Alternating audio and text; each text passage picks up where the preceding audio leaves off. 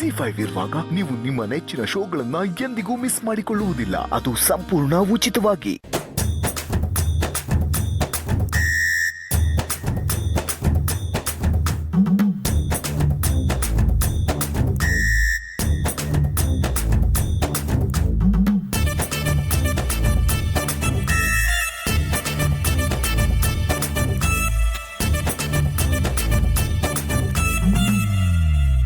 ಏನು ಎಲ್ರು ಹಿಂಗಿದ್ದೀರಾ? ಏನಾದರೂ ಐಡಿಯಾ ಕೊಡಿ. ಯೋಚಿಸ್ತಾ ಇದೀವಿ, ತಡಿಲ್ಲ. ಅವಳಿಗೆ ಈ ಹಳ್ಳಿ ಸಾಕಾಗೋಗಿದೆಯಂತೆ, ಅವಳು ಇಲ್ಲಿ ಇರಲ್ವಂತೆ, ಬೆಂಗಳೂರಿಗೆ ಕರ್ಕೊಂಡು ಹೋಗ್ಬೇಕಂತೆ. ಕರ್ಕೊಂಡೋಗು. ಹಾ ಎಂತ ಐಡಿಯಾ ಕೊಟ್ಟೋ ಚೋಟ. ಅವಳನ್ನ ಅಲ್ಲಿ ಬಾಳ್ಸಕ್ಕಾಗಲ್ಲ ಅಂತ ತಾನೆ ಇಲ್ಲಿವರೆಗೂ ಕರ್ಕೊಂಬಂದಿರೋದು. ಏನಾದರೂ ಐಡಿಯಾ ಕೊಡು ಅಂದರೆ ನಾನು ಬರ್ಬಾದಾಗೋದು ಹೆಂಗೆ ಅಂತ ಸ್ಕೆಚ್ ಹಾಕ್ತೀಯ ಮಗನೇ. ಏನೇ ಹೇಳು ಬಾಬಯ್ಯ, ಈ ಗೊಗ್ಗಯ್ಯ ಸರಿ ಇಲ್ಲ. ಇವನ್ ಕೊಡೋ ಕಾಟಕ್ಕೆ ಯಾರೇ ಆಗಿದ್ರು ಓಡೋಗಿರೋರು. ಪಾಪ ದಿವ್ಯಾ ತಾಳ್ಮೆ ಜಾಸ್ತಿ, ಅದಕ್ಕೆ ತಡ್ಕೊಂಡಿದ್ದಾಳೆ. ಹೌದು ಗೊಗಯ್ಯ, ಇನ್ನೊಂದು ಸ್ವಲ್ಪ ಓವರೇ ಆಯಿತು. ಮಲ್ಗಿರೋಳ ಮೇಲೆ ನೀರು ತಗೊಂಬಂದು ಸುರಿದೆ, ಅದು ತಪ್ಪಲ್ವಾ? ಅದಕ್ಕೆ ಅವಳು ಅಷ್ಟೊಂದು ಫಸ್ಟ್ರೇಟ್ ಆಗಿರೋದು. ಸುಮ್ಕಿರಲ್ಲ, ಇಲ್ಲ ಅಂದಿದ್ರೆ ಅವಳು ಒಳ್ಳೆಯವಳು ಆಗೋದು ಹೆಂಗೆ? ಒಳ್ಳೆಯವಳೆ ಆಗೋದು ಹೆಂಗೆ? ಈ ಹಳ್ಳಿನಾಗ ಬಾಳೋದು ಹೆಂಗೆ? ಲೇ, ನಾನು ಮಾಡ್ತಾ ಇರೋದಿಲ್ಲ ನಿನ್ನ ಒಳ್ಳೇದಕ್ಕೆ ಕಣ್ಣ. ಆದರೆ ಎಲ್ಲ ಉಲ್ಟಾ ಪಲ್ಟ ಆಗ್ತಿದೆಯಲ್ಲ. ಅವಳಿಗೆ ಇಲ್ಲಿ ಬದುಕಕ್ಕೆ ಆಗ್ತಿಲ್ವಂತೆ, ಅವಳಿಗೆ ಬ್ರೇಕ್ ಬೇಕಂತೆ, ಅದಕ್ಕೆ ಕರ್ಕೊಂಡೋಗು ಅಂತ ಹೇಳ್ತಿರೋದು. ಬ್ರೇಕು ಅಷ್ಟೇ ತಾನೇ? ಯಾವ್ದಾದ್ರು ಟ್ರಿಪ್ ಕರ್ಕೊಂಡೋಗು. ಹೌದು ಬಾಬಯ್ಯ, ಚೋಟ ಹೇಳ್ತಿರೋ ಸರಿಯಾಗೇ ಇದೆ. ದಿವ್ಯನ್ ಎಲ್ಲಾದ್ರೂ ಆಚೆ ಕರ್ಕೊಂಡು ಹೋಗಿ ಸುತ್ತಾಡ್ಸ್ಕೊಂಡ್ ಬಾ. ಮತ್ತೊಂದು 6 ತಿಂಗಳು ಆರಾಮಾಗಿ ಇಲ್ಲೇ ಇರ್ತಾಳೆ. ಹಲೋ, ಅದು ಹೇಳೋದು ಸುಲಭ ಅಲ್ಲ. ಟ್ರಿಪ್ಪು ಕರ್ಕೊಂಡೋಗಕ್ಕೆ ದುಡ್ಡೆಲ್ಲಿಂದ ಬರಬೇಕು? ಏ ಬಾಬಯ್ಯ, ಕಳೆದ ವಾರ ನಿಮ್ಮ ಅಪ್ಪ ಒಂದು ಇಂಪಾರ್ಟೆಂಟ್ ಕಾರ್ ಕೊಟ್ಟಿದ್ನಲ್ಲ, ಅದನ್ನು ಮಾರ್ಬಿಡು. ಮಗನೇ, ನಂಗೆ ರೇಕ್ಸಿಲ್ಲ. ಅವನು ಹೊಡಿಯೋದು ಬೂದ್ಲ. ಈಗ ಮುಂದೆ ಏನು ಮಾಡೋದು ಅಂತ ಯೋಚನೆ ಮಾಡಲ. ನನ್ನ ಪ್ರಕಾರದಾಗೆ ಅವಳನ್ನ ಎಲ್ಲರ ಊರು ಕರ್ಕೊಂಡು ಹೋಗ್ಬಿಟ್ಟು ಬರೋದೇ ಒಳ್ಳೇದು ಅನ್ನಿಸ್ತದೆ. ಅದೇನೋ ಸರಿ ಗೊಗ್ಗಯ್ಯ, ಸ್ವಲ್ಪನೂ ದುಡ್ಡಿಲ್ಲ, ಎಲ್ಲಾನು ನಿಮ್ಗೆ ಕೊಟ್ಟು ಖಾಲಿ ಆಗಿದೆ. ಈಗ ಟೂರು ಟ್ರಿಪ್ಪು ಅಂದರೆ ಎಲ್ಲಿಂದ ತರಲಿ? ಏ ಬಾಬಯ್ಯ, ನಿನ್ನ ರೆಗ್ಯುಲರ್ ಕೀರ್ತನ ಬ್ಯಾಂಕ್ ಇದೆಯಲ್ಲ, ಅಲ್ಲಿಂದ ಡ್ರಾ ಮಾಡ್ಕೋ. ಆ ಬ್ಯಾಂಕ್ ನನಗೆ ಯಾವಾಗಲೂ ಕ್ಲೋಸ್ ಆಗೋಗಿದೆ. ಮೊದಲಾದರೆ ಸತ್ಯನ ಹೆಸರು ಹೇಳ್ಕೊಂಡು ಕೀರ್ತನನ ಹೆದರಿಸಿ ದುಡ್ಡು ವಸೂಲಿ ಮಾಡ್ತಿದ್ದೆ.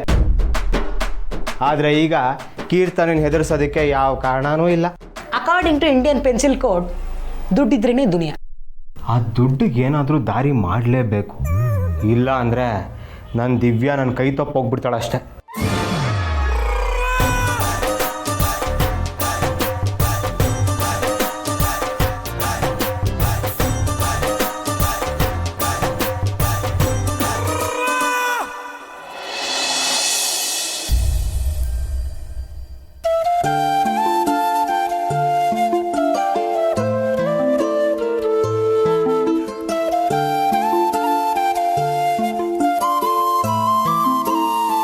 ಸದ್ಯ ಇವತ್ತಾದರೂ ಎಲ್ಲರೂ ಒಟ್ಟಿಗೆ ಕೂತು ತಿಂಡಿ ತಿಂತಾ ಇದ್ದೀವಿ.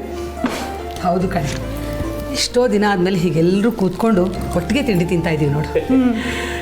ಏನು ಮಾಡೋದು, ಎಲ್ಲರೂ ಅವ್ರವ್ರದ್ದೇ ಆದ ಕೆಲಸಗಳಲ್ಲಿ ಬ್ಯುಸಿ ಆಗಿಬಿಟ್ಟಿದ್ದಾರೆ. ಒಟ್ಟಿಗೆ ಸೇರೋದು ತುಂಬ ಕಷ್ಟವಾಗ್ಬಿಟ್ಟಿದೆ.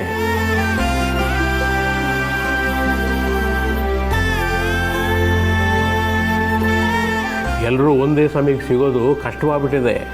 ಹಾಗೆ ನೋಡಿದ್ರೆ ಇದು ಖುಷಿ ಪಡೋ ವಿಚಾರ ಅಲ್ವೇ?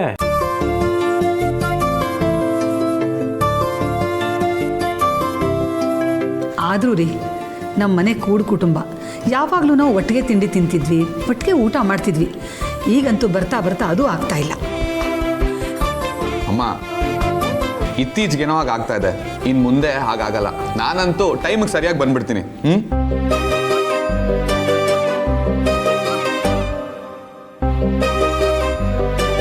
ಹೌದು ಕಾರ್ತಿಕ್, ನಿಮ್ಮ ಅವಾರ್ಡ್ ಫಂಕ್ಷನ್ ಯಾವಾಗ?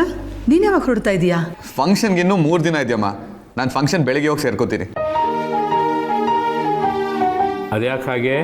ಇಲ್ಲೂ ಕೆಲಸ ಇದೆಯಲ್ಲಪ್ಪ, ಅದನ್ನೆಲ್ಲ ಮುಗಿಸ್ಕೊಂಡು ಹಿಂದಿನ ದಿನ ರಾತ್ರಿ ಹೊರಡೋಣ ಅಂತ. Nothing doing. ಅದೇನಾಗಬೇಕಾಗಿಲ್ಲ. ಇಲ್ಲಿ ಕೆಲಸ ಮಾಡೋರು ಬೇಕಾಷ್ಟು ಜನ ಇದ್ದಾರೆ, ನಿಭಾಯಿಸ್ಕೊಂಡು ಹೋಗ್ತಾರೆ. ನೀನು ನಾಳೆ ಹೋಗಲೇಬೇಕು ಅಷ್ಟೇ. ಅಪ್ಪ, ನೀನೊಬ್ಬನೇ ಅಲ್ಲ ಕಣಯ್ಯ, ನಿನ್ನ ಜೊತೆ ಸತ್ಯನೂ ಬರ್ತಿದ್ದಾಳೆ.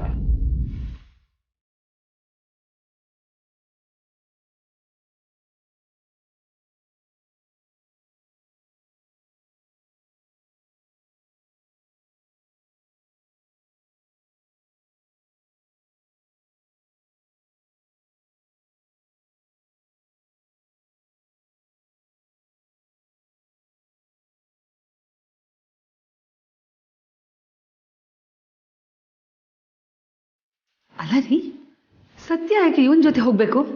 ಅವಳಿಗೆ ಅಲ್ಲೇನು ಗೊತ್ತಾಗತ್ತೆ? ಹಾಗೆ ನೋಡಿದ್ರೆ ಈ ಪ್ರಾಜೆಕ್ಟ್ಗೆ ಕಾರ್ತಿಕ್ ಸಹಾಯ ಮಾಡಿದವಳೆ ಸತ್ಯ. ಅವಳು ಹೋಗ್ತಾ ಇದ್ರೆ ಹೇಗೆ?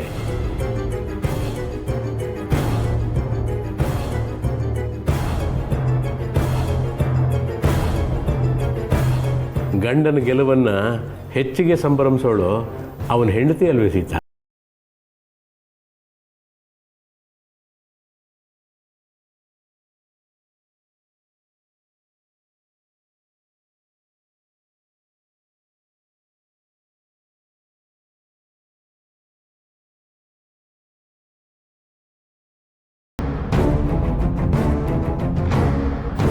ಅಲ್ಲ ರಾಯ್ರೆ, ನಾನಲ್ಲಿ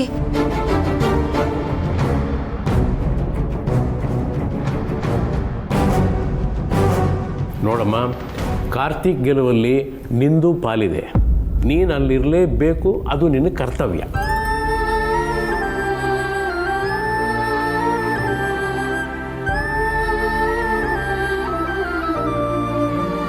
ಇಬ್ಬರೂ ಒಟ್ಟಿಗೆ ಹೊರಡ್ತೀರಾ, ಪ್ರಶಸ್ತಿ ನಿಮಗೇ ಸಿಗುತ್ತೆ. All the best.